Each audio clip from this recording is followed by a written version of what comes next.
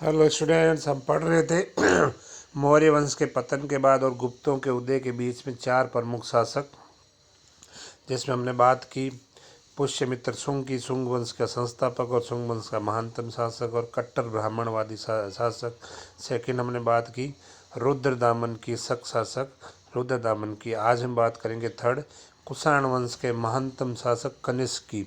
और उसके बाद फोर्थ राजा होगा सातवाहन वंश का प्रतापी राजा गौतमी पुत्र सातकर्णी। तो आज हम कनिष्क की बात करेंगे, कुषाण वंश का महानतम शासक।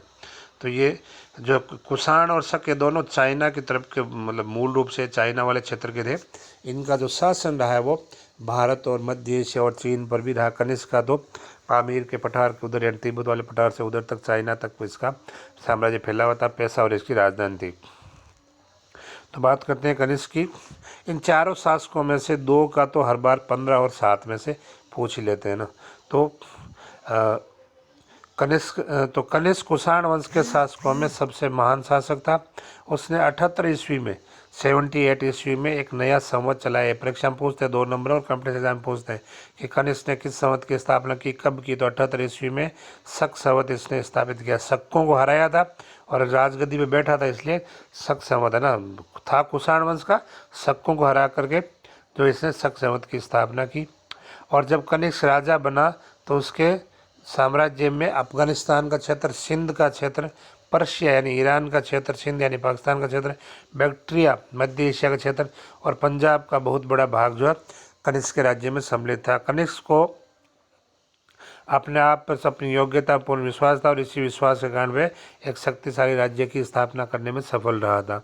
कनिष्क के विभिन्न युद्धों की बात करते हैं, कनिष्क ने जो किए थे।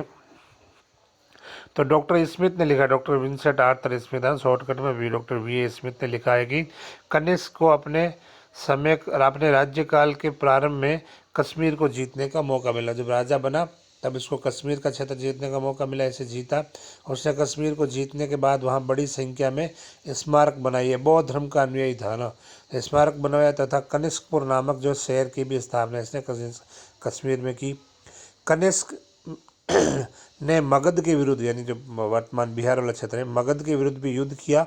और बौद्ध परंपरा के अनुसार जब कनिष्क ने पाटलिपुत्र पर अधिकार कर लिया तो महान दार्शनिक अश्वघोष, जिसके बहुत से ग्रंथ है, बुद्ध चरित्र वगैरह, और चौथी बौद्ध संगति में उपाध्यक्ष था बौद्धों वाले में, तो महान दार्शनिक अश्वघोष को जीत कर अपने साथ ले आया ना।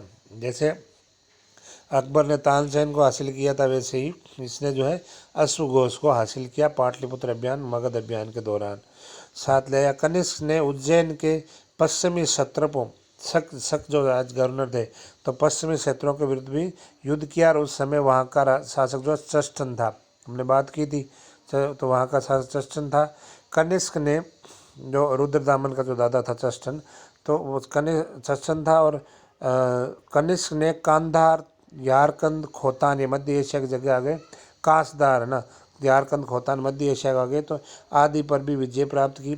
डॉक्टर रायचौधरी ने लिखा है कि कनिष्क ने संपूर्ण उत्तरी भारत को विजित कर लिया। पूरा, रायचौधरी के अनुसार पूरा उत्तर भारत कनिष्क का दिन था।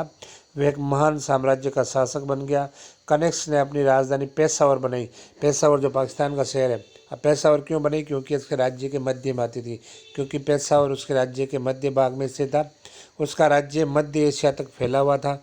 कनिष्क ने अपनी राजधानी में कई श्रेष्ठ स्मारक, सार्वजनिक भवन तथा अनेक बौद्ध विहारों का निर्माण कराया। तो कनिष्क की उपलब्धियों की बात की। अब बात करते हैं कनिष्क धर्म की। तो बौद्ध लेखक लिखते हैं कि कनिष्क जो है बौद्ध धर्म अपनाया था, लेकिन बौद्ध धर्म को अपनाने से पहले कनिष्क ने अनेक देवताओं में विश्वास करता था, यानी किसी दूसरे धर्म को मानता था जिसमें बहुत से देवी देवता होते हैं, ऐसे धर्म को मानता था। ऐसे बौद्ध लेखक लिखते हैं अपने ग्रंथों में। इसका प्रमाण हमें कनिष्क के सिक्कों पर, कनिष्क जो पहले के सिक्के हैं, शुरुआत में जब बौद्ध नहीं बना तो उसके सिक्कों पर विभिन्न देवी देवताओं के चित्रों से पता चलता है कि वो विभिन्न देवी देवताओं वाले धर्म को मानता था। अशोक ने बौद्ध धर्म को भारत से बाहर भी फैलाया, भारत के अलावा भारत के बाहर फैलाया। लेकिन अब बात हम कर रहे हैं कि मौर्य शासक अशोक ने फैलाया ना भारत के बाहर। इसने तो जापान, कोरिया, मंगोलिया, चाइना, मतलब बहुत दूर दूर तक जो है फैला दिया था। अशोक से भी आगे बढ़ा दिया था इसको। तो अशोक ने बौद्ध धर्म को भारत के बाहर भी फैलाया, लेकिन कनिष्क ने अशोक के अधूरे छोड़े काम को पूरा करने का वो बहुत व्यापक तौर पे जो किया है, मतलब बहुत व्यापक तौर पे बौद्ध धर्म को फैलाया था। उसने अशोक के मुकाबले बौद्ध धर्म को चीन में फैलाया, तिब्बत में फैलाया, जापान में फैलाया, कोरिया में फैलाया, है ना, में भी फैलाया। अशोक की तरह कनिष्क ने भी बौद्ध धर्म के उत्थान के लिए अनेक कार्य किया। जिस प्रकार हमने अशोक का धम्म वाला टॉपिक पढ़ा था, तो बौद्ध धर्म के लिए उसने क्या क्या किया, वैसे ही कनिष्क ने भी बौद्ध धर्म के उत्थान के लिए अनेक कार्य किए। कनिष्क ने पुराने विहारों की मरम्मत करवाई, साथ ही नए विहारों का भी निर्माण करवाया। जो पुराने विहार थे बौद्ध धर्म के मठ आश्रम, उनकी मरम्मत करा के नए विहार बनाए।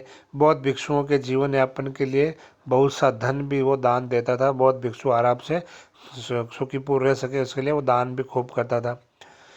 और उसने विदेशों से में प्रचारक भिजवाए, यानी बाहर के देशों में बौद्ध धर्म को फैलाने के लिए विदेश जो बौद्ध धर्म प्रचारक भेजे, भिक्षुओं को भेजा।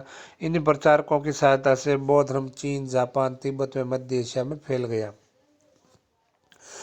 कला की जो गांधार शैली है, जिसको गांधार स्कूल बोलते हैं, ये का वे आज से देता था, मतलब इसका वो संरक्षण देता था। इनको बढ़ावा देने के लिए अपना राज्य के आशीर्वाद उसके ऊपर था। इस गांधार स्कूल में मतलब इसको अडॉप्ट किया था, गांधार शैली को विकास में योगदान दिया था।